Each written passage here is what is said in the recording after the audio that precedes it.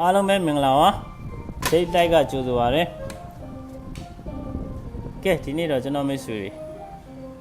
ဘာကြောင့်မှမသိတဲ့ကြောင့်ဖြတ်ရန်ဆိုပြီးရေးထားတာနော်နာမည်တော့ဖြတ်လိုက်ပါတော့မယ်စောစောလူတွေတော့မြင်လာမှာပါနော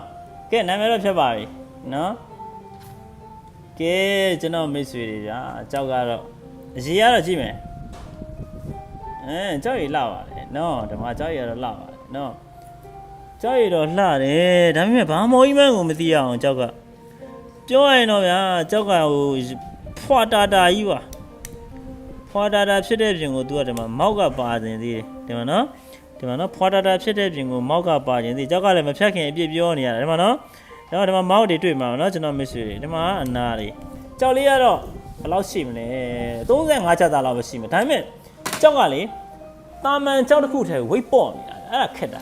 ဟုတ်လားတာမန်ပေါ့နော်ကြောက်တစ်ခုရဲ့ဝိတ်နဲ့ပေါ့နော်ဝိတ်နဲ့ပေါ့သူ့ရဲ့ဝိတ်ကဒီကောင်ထဲကိုတိတ်ပြီးမကွာဘူးဖြစ်ကြောက်ရဲ့လိတ်ဝိတ်ချိန်ပေါ့နော်ဝိတ်ချိန်တိတ်မကွာဒါပေမဲ့ကြောက်တော့ကြောက်ပါ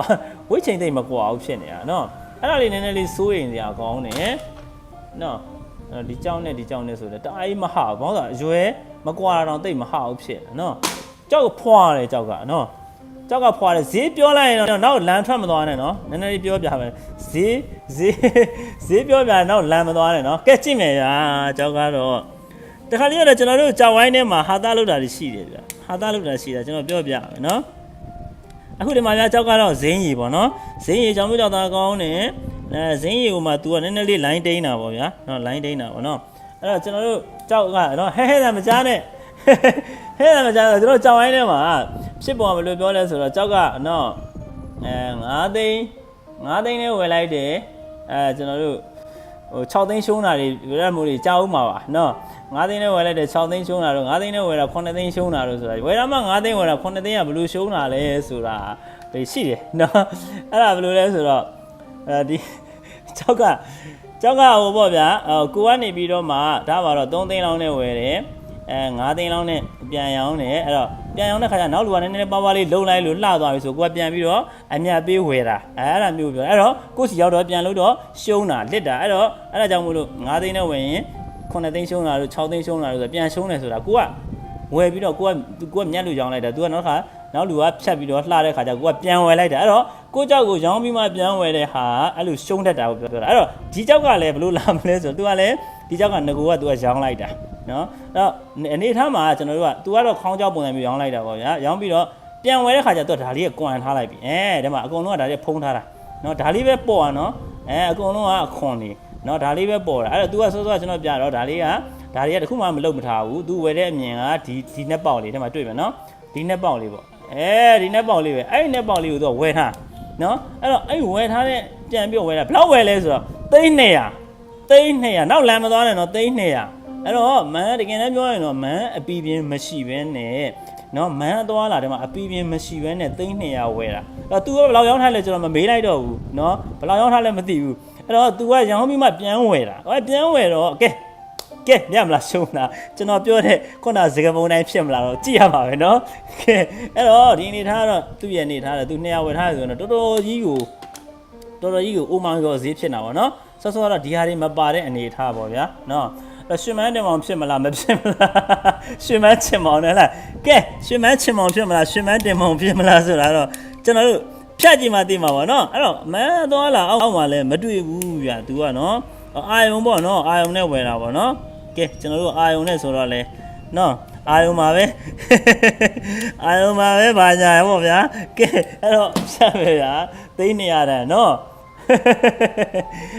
်အဲ့လိုရှိတယ်အဲ့တော့ကျွန်တော်ပြောလို့ပါနော်တော့9သိန်းဝယ်တာ6သိန်း9သိန်းရှုံးတာတွေကဒါမျိုးတွေဖြစ်တတ်တာနော်အဲ့တော့စကပုံနဲ့များသွားကြိုက်နေမလားတော့မသိဘူးနော်အဲ့ဒါတော့ဈေးနေတဲ့ဟာပေါ့ဗျာကဲကိုရောင်းထားပြီးတဲ့ကြောက်ကိုပြန်ဝယ်ပြီးတော့မှပြန်ရှုံးရင်တော့ကြည့်မကောင်းဘူးနော်အဲ့တော့မှုတွေဖြစ်တတ်ပါလေနော်အာရုံပြန်တက်တာပါနော်ကဲကျွန်တော်ကတော့ဒီမှာလဲအနေထားကမန်အောက်ကအနေထားနဲ့ဆိုတော့ကဲဒီရဲ့အနေထားကိုကျွန်တော်လှန့်ဆွဲယူရမယ်ဗျာနော်ရွှေမန်းတင်မောင်ဖြစ်မလားရွှေမန်းချင်မောင်ဖြစ်မလားလဲကဲနော်ပြောရရင်တော့ဗျာဒီအနေထားတော်တော်လေးရှုံးပါပြီ तू ဝယ်တာလဲတော်တော်လေးကိုမြောက်လွန်းတယ်နော်ဘာလို့ဆိုမှော်လဲမလှဘူးမှော်ဘာမှမလဲမသိဘူးကျတော့အခွန်ပွားတယ် နော်အခွန်ကပွားတယ်မျိုး6တဲ့ပုံစံမျိုးဖြစ်နေတာပေါ့နော်ဒီနေရာလေးပဲဒီမှာနှက်တာဟုတ်နော်အဲ့တော့ပြောရရင်တော့အောင်မင်းလွန်ရကြပဲပေါ့နော်ကဲကျွန်တော်ပြောတဲ့စကားပုံမဖြစ်ပါသေးပဲဆုတောင်းပါပဲโอเคကြည့်အောင်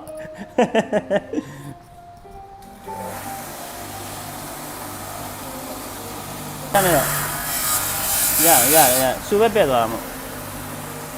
ဆူပဲတွေပဲ့ကုန်ပြီနော်အဲ့မှာဆူပဲတွေလည်းပဲ့ကုန်ပြီဘယ်လိုလုပ်ကြမလို့မောက်လျံလားငါကြီးပြောမှာပဲမောက်လျံဟလားမောက်လျံမဟုတ်မောက်လျံအဲ့လည်းဖြစ်နိုင်တာပဲနော်မောက်လျံကိုယ့်ရဲ့ကိုယ်လှုပ်ချက်နဲ့ကိုမိတယ်လို့ဖြစ်မလားနော်ကဲကျွန်တော်ကတော့80%ခိုင်နှုန်းကနေပြီးတော့20%ခိုင်နှုန်းမှန်ပေါ့နော်ခါလေးကြရင်80%ခိုင်နှုန်းမှန်လို့ရမယ်20%ခိုင်နှုန်းကနော်အမှားရှိပါတယ်ကဲကျွန်တော်ပဲဆွေးတယ်ဒါလေးတော့ဖယ်လိုက်တော့မယ်ဗျာနော်ကဲဒီမှာအသားတော့ကြည့်လိုက်တော့ပိန်းကဲအသားဆွေးရေပိန်းဟုတ်လားအသားပိန်းရေဆွေးလူ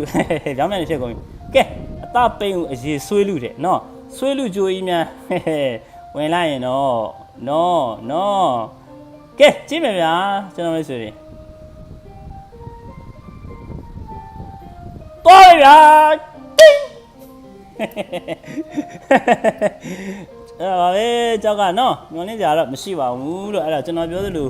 နော်အဲ့ဒါနှစ်ခါရှုံးနေဆိုတာအဲ့လိုကိုရှုံးတာပြောတာနော်ဘာဖြစ်တော့9သိန်းနဲ့ဝယ်ပြီး9သိန်းရှုံးတယ်ဆိုတာဒါမျိုးတွေပေါ့နော်အဲ့တော့ကိုကရောင်းလိုက်တယ်နောက်တစ်ခါပြန်ဝယ်တယ်ခုနကကျွန်တော်ကြီးပြောသလိုလှဲပြန်မွေကောင်းဝင်ဟဲ့လားကျောင်းသမားအဲ့လိုပြန်ဝင်နေရှုံးတတ်တာများတယ်ဗျနော်ဟောအနေထားသိမဖြစ်နိုင်ဘူးလေနော်အဲ့တော့ဒါပါပဲဒီနားပဲရှိမှာပဲဒီတခွင်လေးပဲတိတိလေးရမှာပဲနော်အဲ့တော့မှော်ပါပဲမှော်လဲတော်တော်လေးဆိုးရွားပါတယ်နော်အဲ့တော့အနေထားတော့စောစောကသူ့အနေထားရဆိုရင်တော့သူကတော့ကျွန်တော်တို့ဟိုဖြစ်တာပေါ့နော်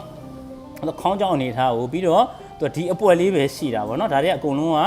ဖုံးထားတာဖြစ်တယ်ပြီးတော့ငကူကသူကဒီမန်းနေရှိတာပေါ့နော်အဲ့တော့ဒီမန်းနေငကူကရှိပါလိမ့်မယ်ပြီးတော့ဒီမန်းနေရှိပါလိမ့်မယ်နော်အဲ့တော့အဲ့မန်းတွေကပြနေတဲ့ပြချက်လှတာပေါ့နော်အဲ့တော့ဒီမန်းတွေပြချက်လှတဲ့ခါကျတော့သူကဒီလိုကျိုးပတ်သွားနိုင်တယ်ပေါ့ပြီးတော့ဒါလေးကလည်းသူ့ကြီးပဲဖောက်ထားတဲ့ခါကျတော့သူ့ရဲ့ဟိုပါပေါ့အနေထားတအားရမ်းလှနေတော့သူအာရုံတက်သွားတာဖြစ်ပါလိမ့်မယ်ဒီမှာနော်အဲ့တော့ကျောင်းသမားမမသောရှင်းနေမသိသောစစ်စစ်ပါဟဲ့လားမမသောကျောင်းသမားပေါ့နော်အဲ့တော့အဲ့လိုရှိပါတယ်နော်အဲ့တော့ကျောင်းသမားလည်းမှားတာပဲကျွန်တော်လည်းမှားတာပါပဲနော်အဲ့တော့မှားတဲ့ခါမှာအမှားနဲတာနဲ့များတာခွာတာပေါ့နော်အမှားနဲရင်တော့တက်တာပေါ့အမှားများတော့လက်တာပေါ့နော်ကဲဒါကတော့ကျွန်တော်မိတ်ဆွေတွေဒါကတော့ကျွန်တော်မိတ်ဆွေတွေဒါဆိုရင်တော့ဒီအကြောင်းနဲ့ပတ်သက်ပြီးတော့နော်ဘုသူရရလိမ့်မယ်လို့ကျွန်တော်ညွှန်နေပါတယ်ကဲကျွန်တော်ရဲ့ channel ကိုအားပေးတဲ့အတွက်အားလုံးကျေးဇူးပါနော်ကဲနောက်ရက်မှာပြန်ဆောင်ကြမယ်ဗျာသိန်း20ရနိုင်မလားဘယ်လိုရမှာလဲငါကြီး9သိန်းအောင်ဖြစ်သွားပြီ9သိန်းအောင်ဒီဘွဲ့ထွက်လဲ9သိန်းအောင်ပဲဖြစ်မှာနော်โอเคပါအားလုံးဘိုင်ပါ